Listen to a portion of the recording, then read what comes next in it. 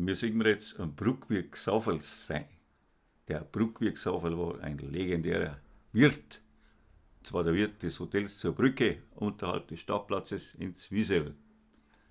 Das Lied stammt vermutlich aus Wien, im Böhmerwald gesungen als Parodie bzw. Verballhornung tschechischer Vor- und Familiennamen.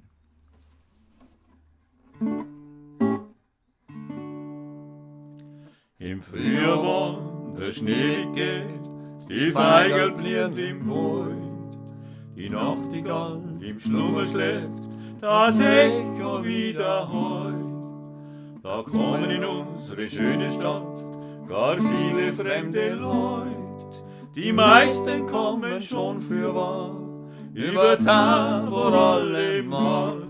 Der Wosselak, der Zwischgedack, der Wusching und der Hadelack, der Miricek, der Kleppaneck und auch der Wenzel, Tschik-Tschak-Tschek, der Koremil, der Vesbrogil und auch der schöne Navranil, der Obohal, der Pschkedal, sie kommen allemal. Der Wosselak, der Zwischgedack, der Wusching und der Hadelack, der Miricek, der Kleppaneck und auch der Wenzel, Tschik-Tschak-Tschek, der Koremil, der Vesbrogil und auch der schöne Navranil, der Obohal, der Pschkedal, sie kommen allemal. Zu Pfingsten, wann der Umgang ist, da gibt's a große Hitz. Die weißen Madel, Schusterburm, die gängen mit recht fest. Die Feuerwehr ruckt damit aus, marschiert in Reihe und Glied.